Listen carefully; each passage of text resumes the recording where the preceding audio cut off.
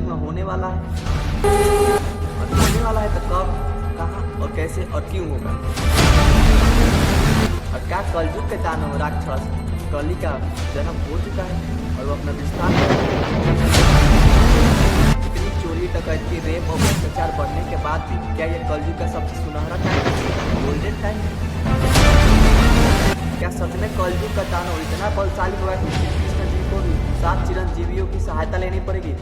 हनुमान जी, परशुराम जी और अश्वत्थामा जैसे महारथी भी शामिल होंगे। आखिर कली पुरुष का अंत कैसे होगा? और क्या कली पुरुष के अंत के बाद मनुष्य का जीवन रहेगा या नहीं रहेगा? जब कली का अंत हो जाएगा तो कलयुग खत्म हो जाएगा, फिर उसके बाद कौन सा युग आएगा? क्या जब कलयुग खत्म होने के बाद इंसान बच पाएंगे?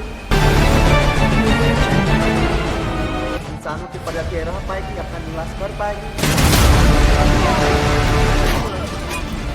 नमस्ते भारतीय, मेरा नाम है रंजय कुमार और मैं आज आपको ले चलूंगा कलयुग की यात्रा पर।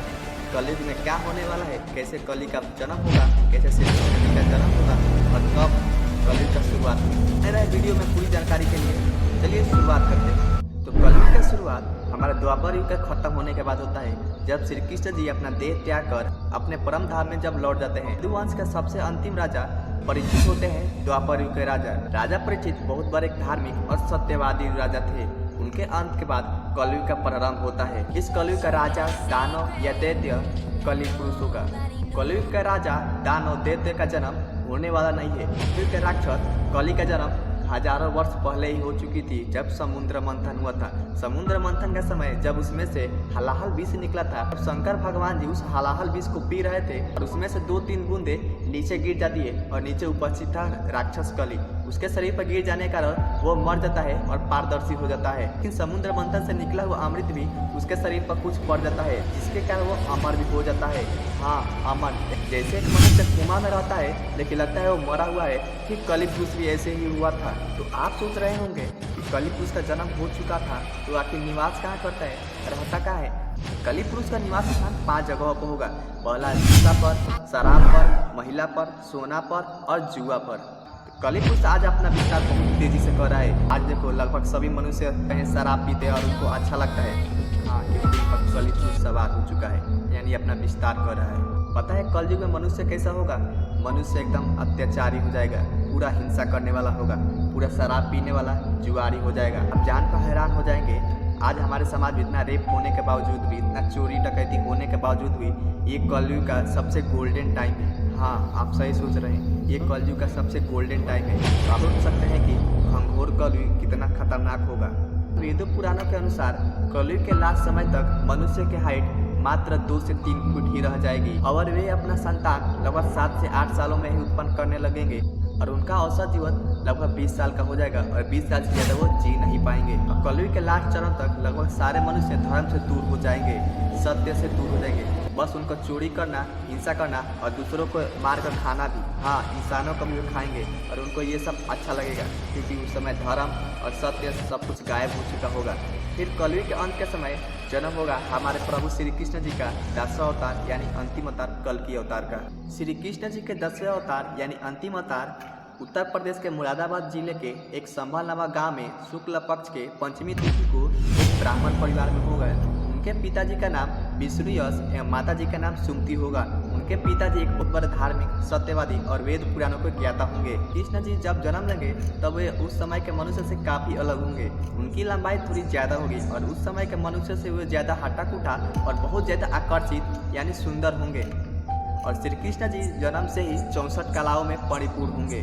श्री राम जी के अवतार के तरह ही हमारे कल्कि भगवान के भी 4 भाई हो गए। एक स्वयं श्री कल्कि होंगे और सुमंत होंगे, प्रगा होंगे और श्री कवि होंगे। और ये चारों भाई मिलकर धर्म की स्थापना करेंगे और ये धर्म की स्थापना मात्र 2 दिन में ही कर देंगे। आप सोच रहे होंगे कि जब भगवान श्री कल्कि का अवतार होगा तो सारे मनुष्य उनकी पूजा पाठ करने लगेंगे और भक्ति करने लगे। तो ऐसा बिल्कुल भी नहीं होने वाला है, क्योंकि सारे मनुष्य का उस समय तक उनका धर्म नष्ट हो चुका होगा। वे सिर्फ चोरी डकैती और हिंसा करने के लिए ही बाध्य होंगे, क्योंकि उस समय उनके ऊपर कली पुरुष का राज होता रहे होंगे। कि कली पुरुष आखिर होगा कैसा, उसका स्वरूप कैसा होगा, वह दिखने में कैसा लगता होगा। तो कली पुरुष का चेहरा एक कुत्ते के जैसा होगा और त्वचा भूरी होगी और नुकीले दांत, नुकीले कान और लंबे हरे घने बाल होंगे। पुराणों के अनुसार चले तो महाभारत में कौरवों के राजा दुर्योधन ही कली के अवतार थे। आप सोच रहे हैं कि आखिर कली पुरुष कितना शक्तिशाली होगा। तो कली पुरुष का शक्तिशाली होने का अंदाजा आप इस बात से लगा सकते हैं कि उस समय सारे मनुष्य कली पुरुष के ही समर्थन करेंगे। और तो और स्वयं श्री कृष्ण जी के 10वें अवतार कल्कि अवतार को भी कली पुरुष को मारने के लिए 7 चिरंजीवियों की सहायता लेने पड़ेगी। और ये 7 चिरंजीवी हनुमान जी, विभीषण जी, महर्षि व्यास जी, कृपाचार्य, अश्वत्थामा, परशुराम और राजा बलि होंगे। इस बात से अंदाजा लगा सकते हैं कि कली पुरुष कितना शक्तिशाली होगा और ये सब मिलकर भगवान कल्कि के मदद करेंगे और तब जाके कली पुरुष का अंत होगा।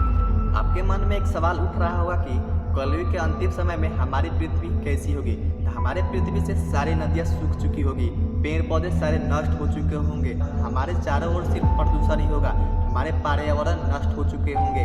जब कलयुग का दानव कली पुरुष भगवान श्री कल्कि के हाथों से मारा जाएगा तब पुनः शुरुआत होगी सतयुग का। हमारे वेदों के अनुसार 4 युग होते हैं।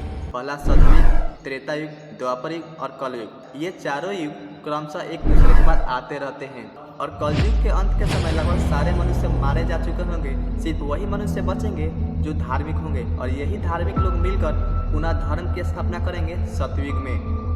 हमारे वेदों और पुराणों में लिखा गया है कि जब कली पुरुष का अंत हो जाएगा और कलयुग समाप्त हो जाएगा तब लगातार 12 वर्षों तक मूसलाधार बारिश होगी और इतनी बारिश होगी कि पूरा पृथ्वी जलमग्न हो जाएगा। पूरा हर जगह सिर्फ पानी ही पानी होगा। फिर हमारे आकाश में लगभग 7 सूर्य दिखाई देंगे। ये 7 सूर्य मिलकर पानी को सुखाने का काम करेंगे। उसके बाद पुनः जीवन चक्र शुरुआत होगी।